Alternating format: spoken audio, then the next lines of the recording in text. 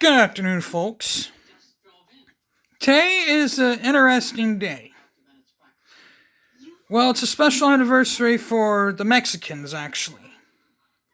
A lot of countries celebrate this day. It's called Cinco de Mayo. Now, why is it a celebration for the Mexicans?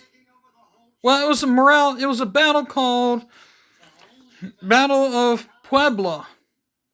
I'm not real good with Spanish, but that was a city, supposedly a city down in Mexico. The French were pretty much trying to do what the United States did several years earlier, back in 1846 through 1848, when the United States pretty much walked through Mexico and dominated Mexico. In an attempt, they already took over Santa Cruz like they did earlier in 1838 through 1839, when General Santa Anna was in charge. Now, between this and that time frame was something totally different. Different presidents, different people in charge, different tactics for both French and the Mexicans. And plus, the United States were totally different. Plus, the Civil War was going on, and the French were totally against the United States, were sort of adversaries at that time against the United States. And the Russians were more for the Americans back then than they are now, obviously, because now the Russians are more adversaries for the United States. But the French didn't really had problems with the United States. They just didn't want to side with anybody during that time frame. Now, as we go on to how it was declared a victory for a thing, and how it was a thing. Well, for the French, Charles de Lorme says, for the French, and for the Mexicans, Ignacio Zarganzoa was the general for the Mexicans. Unfortunately, General Zarganzoa passed away just a few weeks after the battle was done, to illness, unfortunately, which is sad. But he served a good purpose for the war. He's kind of like, remember how I told you about Benedict Arnold and a few other famous generals? He was kind of like what the turning point of the whole war was.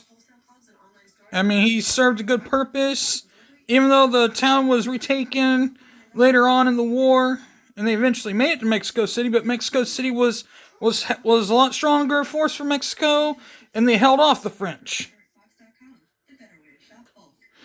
Now, the troops they had was like 2,000, 5,000 to 4,500. It was unknown how many exact amount of Mexican troops were there, but they had far less than what the French had. 6,000 to 6,500 French troops. Now, it is unclear how many French casualties there were, but for the Mexicans, it was definitive the amount they counted.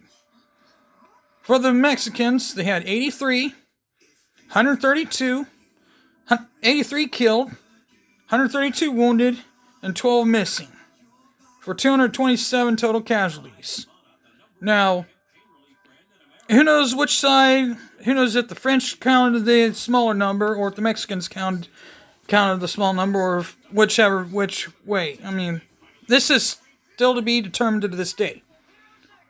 50 to 462 killed, 300 to 404 wounded, 12 to 127 captured, to make it either 462 or 770 total casualties. I mean, it's one of the two, and that was the claim of victory for the Mexicans. Now, everyone asks, why was this battle the turning point, and why did this become a famous thing for Mexico? And why is this celebrated across the world? Because Japan celebrates it, the United States celebrates it, Canada celebrates it, even other foreign countries celebrate it. Heck, it's kind of surprising, even the French celebrate it. You think the French wouldn't be celebrating it. Wacko. Even some people say, a rumor has it that if Cinco de Mayo, if they would have won the first time, they would have invaded the United States. They would have invaded into Texas and sided with the Confederacy and attacked the United States. However, if that would have happened, the Russians, who are our friends now, who were our friends then, which are not our friends now, or adversaries now, would have probably attacked the French. Would have fought the French. And probably pretty much demolished the French. Just to look at how that all is. I mean, if you read the history book, it pretty much says how it was. I mean, the Russians were pretty much, well, our friends kind of the way, just like they were their enemy. And Germany wasn't quite a country yet. And the war with Mexico didn't even end yet until 1867. And and Napoleon III was still president for a while. But it is what it is. You move along, and that's how you learn from history. Learn about it in history. People learn, people take it, then they learn how history is fought between two countries. I mean, it's just like, believe it or not, 1867, the year it ended, that was the same year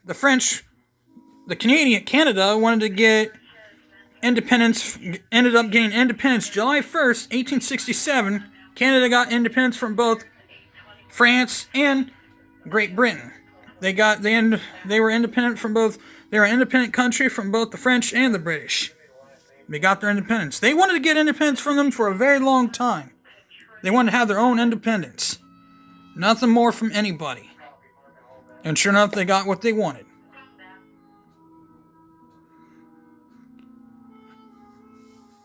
I mean, Canada could have easily... Some people think when we invaded Canada at one point, we could during this... At one point when we were... During the War of 1812 / Revolutionary War, we could have made Canada a state. Well, not necessarily true. We could have, but we could not have. But it never happened. Then Canada got their own flag in the 1960s. And that's how it all began. Just look up the little history on Canada. You'll see how I'm talking about. With that being said, I'm out of here. Peace.